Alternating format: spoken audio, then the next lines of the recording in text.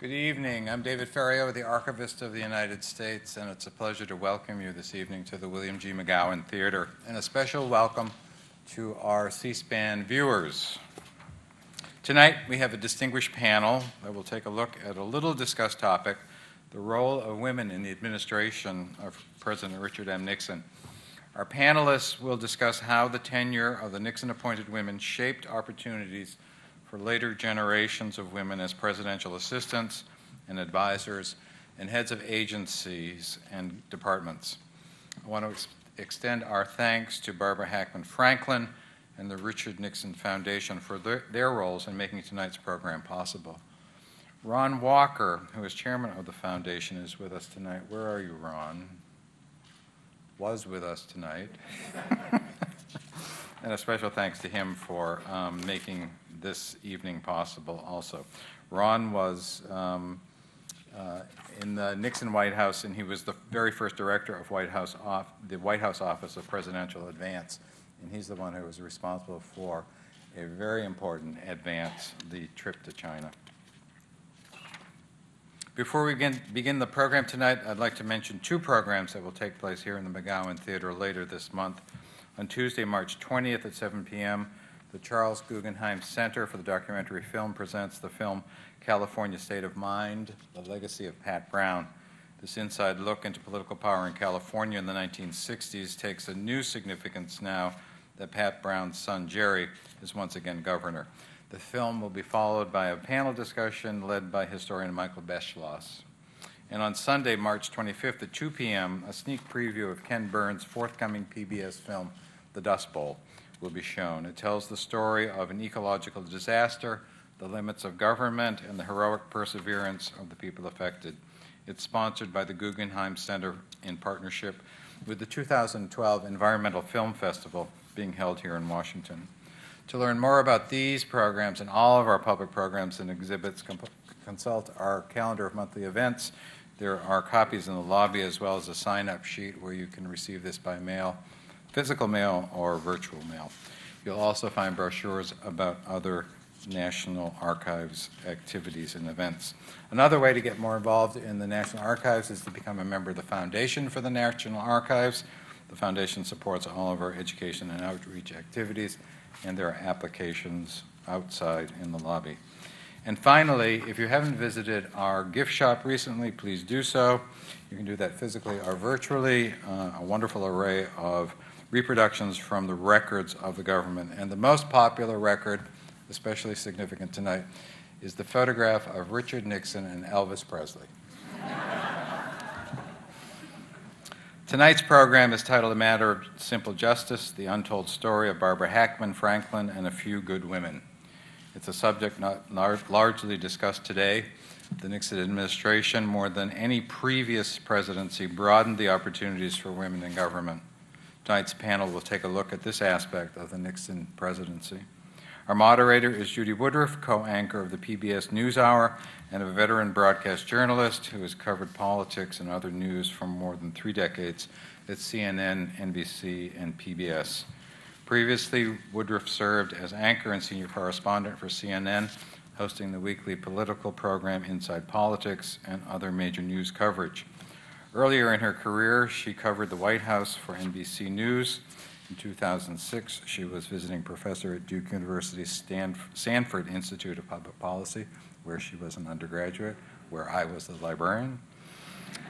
After serving as a visiting fellow at Harvard University's Shorenstein Center on the Press, Politics, and Public Policy. Currently, she also hosts a monthly program for Bloomberg Television, Conversations with Judy Woodruff. Let me turn the program over now to you, Judy. Welcome. Thank you very much. Thank you.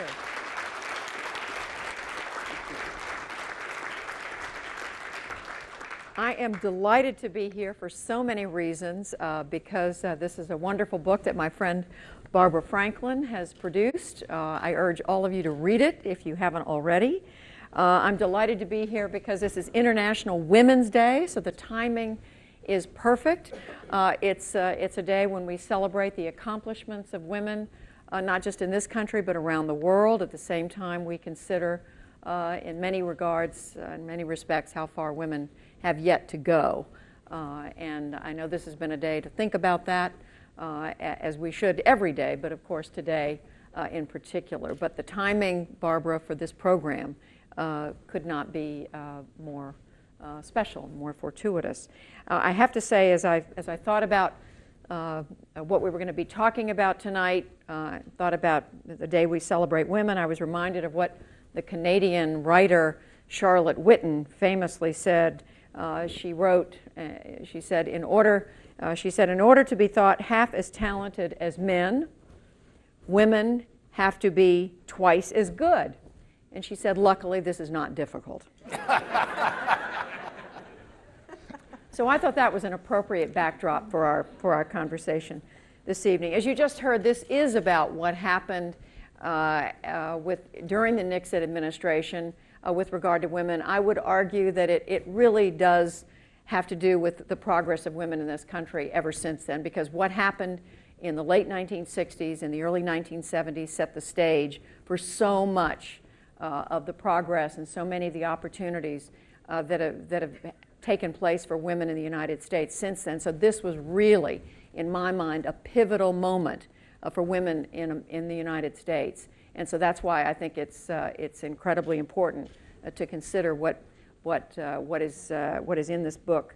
And so let's begin by meeting the panelists. There is an extensive biography in your program, so I'm not going to read all of it except to just say to my immediate right is the distinguished former Congresswoman, former chairman of the Maritime Commission, Representative Helen Delich Bentley. Let's welcome Representative Bentley.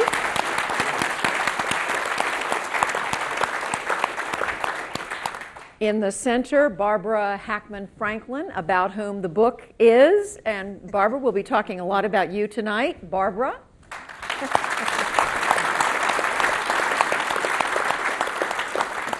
And finally, Lee Stout with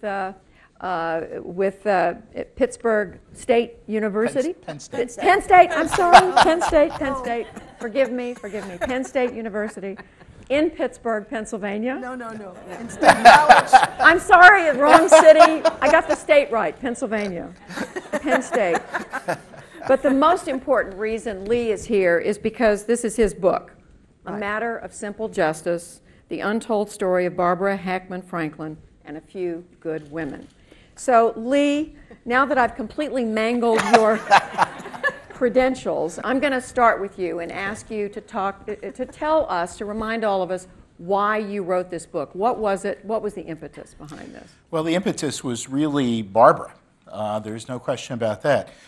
Penn State, the Penn State University Archives has a program where we try to collect papers of distinguished alumna and alumni, and one of our distinguished alumna was Barbara, and Dean Nancy Eaton had made contact with her and her predecessor, and so I came to Washington to meet with her, and we talked. This was after she had served as Secretary of Commerce, and we talked about the possibility of her papers coming to Penn State, and she agreed that would be acceptable to her. And we talked about her experiences in government. Of course, I knew she had been Secretary of Commerce, and I knew she had an extensive governmental career before that. And I think just in the course of conversation, I asked her, so how did you get started in this? And she said, well, I started in the Nixon Administration. I recruited women for executive positions in the government. And I was kind of taken aback. I didn't know there had been such a program. And as it turns out, very few people seem to know there had been such a program. And I kind of made a mental note that maybe this would be something that we wanted to spend a little more time on later. And we proceeded to take Barbara's papers out of her storage locker in the basement of the Watergate building. I always thought it was wonderfully ironic that we were taking Nixon Administration records out of the basement of the Watergate, and from her home in Connecticut and her offices in Washington. And as we began to go through them, we saw, at least I saw, that this was quite literally a very significant activity and effort. And that's when I came back to Barbara and said, we really need to do something more here. And I think an oral history project would be the best approach And she agreed, and she took it